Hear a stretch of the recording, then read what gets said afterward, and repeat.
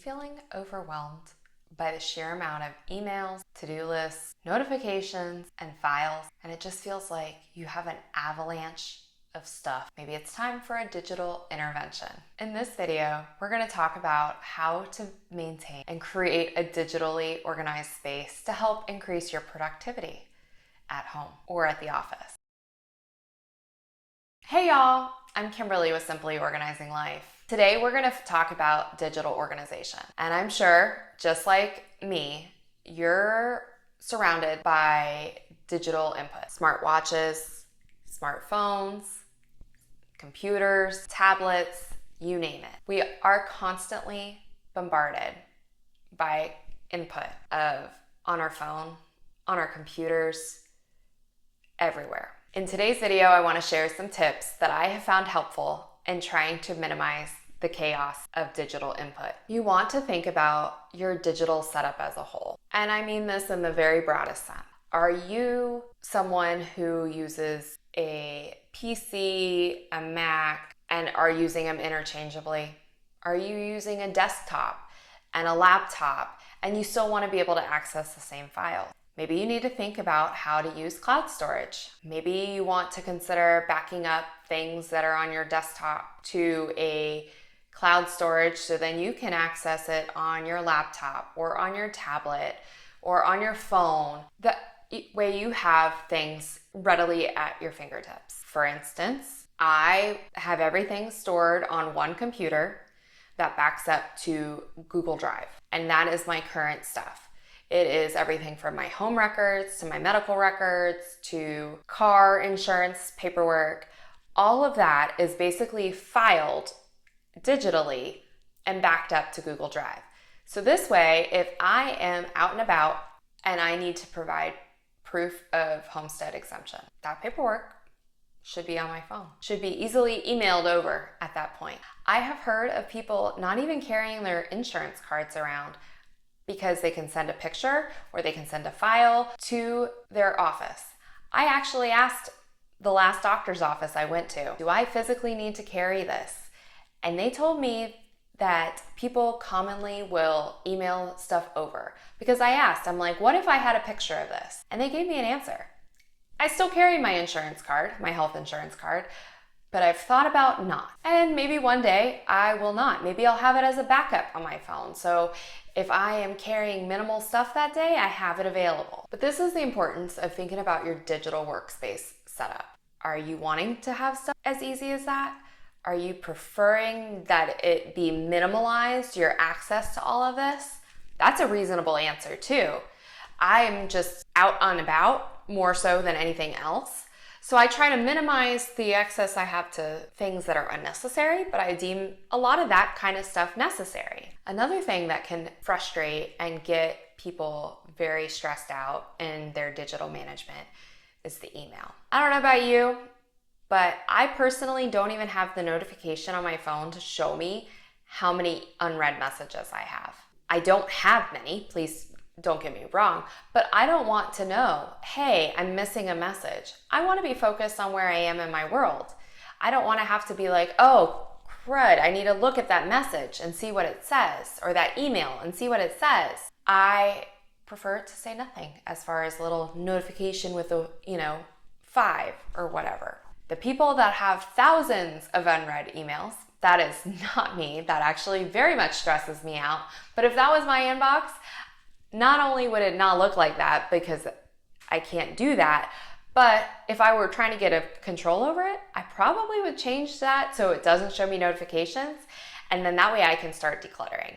I am actively unsubscribing from so many of the emails that I get. I do not want to be getting stuff that I don't need in the email. If it is something that is useful or entertaining that I actually enjoy looking at, I will keep it.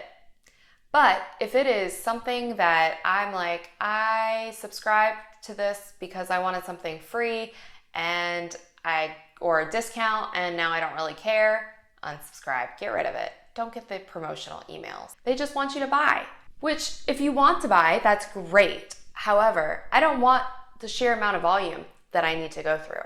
I do have a previous video from last year discussing how to manage your inbox. I will link it in the cards. Next up, let's talk about organizing your calendar. Calendars can be your best friend. They're amazing to keep you on track, but you have to put stuff in there. You can't let it just not have anything.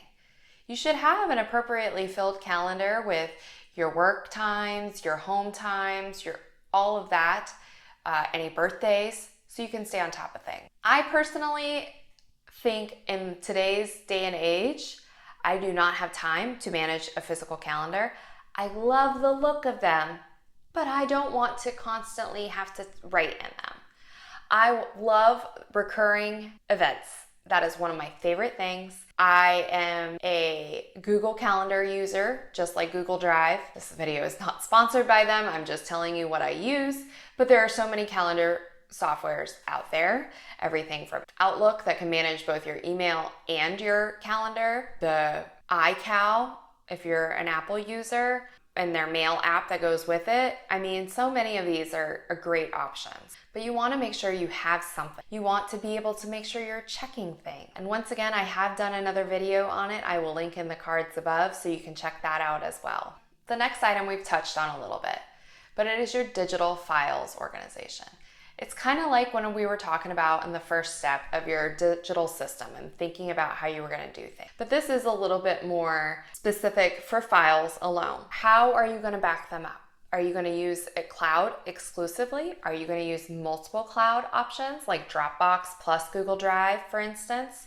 Are you going to use a physical backup as well with some sort of software that will allow you to back it up to an external drive? That's personally how I do it. I have it backed up to the cloud plus something physical as well. I find that to make me feel the most secure, but a lot of people feel very comfortable with just having it in one place. I specifically have it to the cloud as my secondary backup because I found that I liked the functionality of it.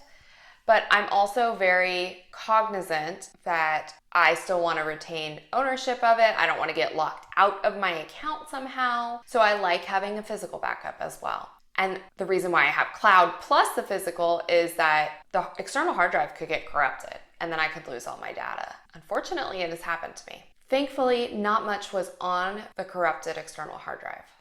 But still, it could stop working. I like the idea that I have it in 3 spaces. The computer itself, Google Drive, and on an external hard drive. I feel the safest that way. What makes you feel the safest with backing up your file? And then think about how you like your nomenclature. Are you a docs folder and then everything in that same one without any folders in between? Are you completely sectionalized?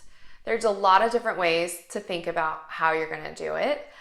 I personally have used a combination of methods depending on what I'm working on, but for the most part, I use the hierarchy in the sense that documents is the big folder, and then inside that is personal, professional, finances, family, miscellaneous, etc. And then I can have different things. Like for instance, in personal, it's gonna have my current home address and then files in there.